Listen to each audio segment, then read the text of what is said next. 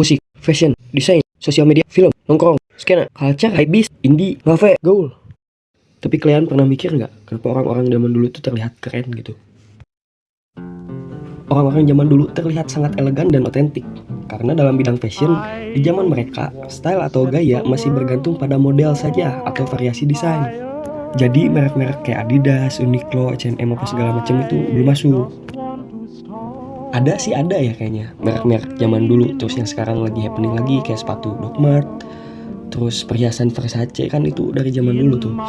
Cuman trennya belum masuk tuh, jadi konsumsinya belum masak pada waktu itu, jadi belum pada pakai lah mereka intinya. Jadi misalkan mereka pengen buat baju nih, pengen buat jas, misalkan blazer gitu, langsung ke pengrajinnya, penjahitnya, ada tetangganya atau siapanya gitu. Atau misalkan pengen beli topi, pengen buat topi, langsung ke pengrajinnya, jaket apa segala macam. Jadi bagus tuh, saling menguntungkan. UMKM lokal kan, industri-industri rumahan pada waktu itu juga saling diuntungkan lah. Nah, selain diuntungkan karena mereka buat bajunya di pengrajin masing-masing, jadi model-modelnya itu pada beda-beda. Nggak ada tuh dulu di jalan misalkan pas-pasan sama temen, kebetulan pakai baju sama gitu misalkan apa, modelnya sama, nggak ada dulu. Makanya itu keren.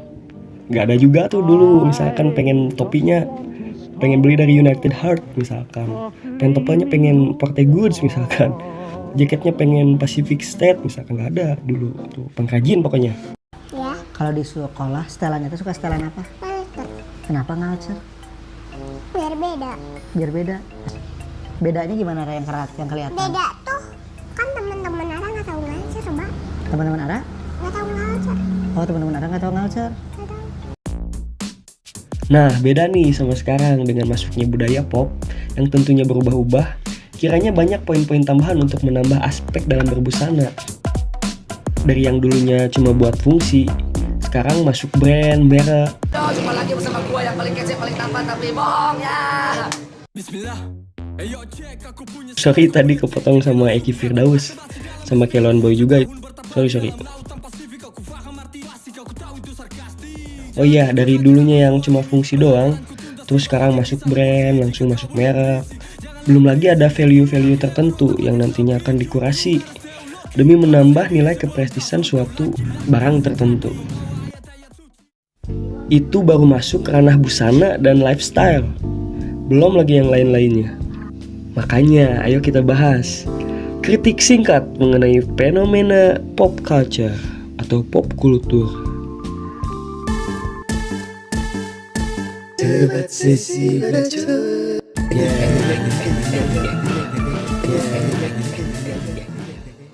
Lahirnya budaya pop ini mulai masuk setelah dunia damai atau setelah pembangunan kembali pasca peperangan dunia kedua.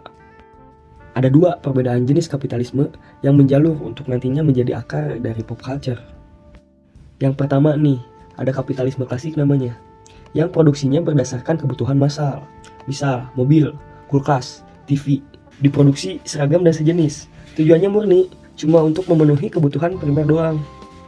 Yang kedua ada kapitalisme lanjut. Nah ini nih, yang produksinya berdasarkan kebutuhan semu atau kebutuhan yang sengaja diada-adakan. Makanya konsumsinya udah nggak lagi tuh berfokus pada nilai guna, melainkan pada simbol. Anjay, sepatu gunung nih, ngafe ah.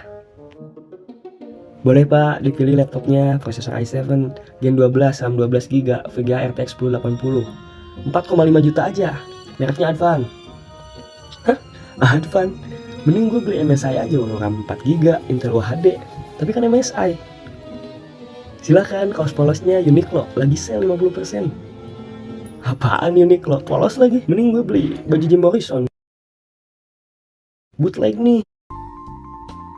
Budaya pop ini nih diciptakan awalnya untuk mereduksi pertentangan kelas atas atau meminimalisir kesenjangan status sosial. Jadi mau anak pejabat, pedagang, belanjanya sama-sama ke distro. Nah, disinilah nih kaum kere atau non borju atau kelas menengah dibius. Kaum menengah bisa tetap pakai merek baju, sepatu, celana, sama nih sama si borju-borju nih. Akses sarana hiburan juga masih sama nih kayak kaum borju, masih bisa nonton konser musik, nonton bioskop, bisa nonton Netflix. Netflix sharing akun sebulan hanya 20.000. Tahun 2010-an mana ada yang kayak begitu.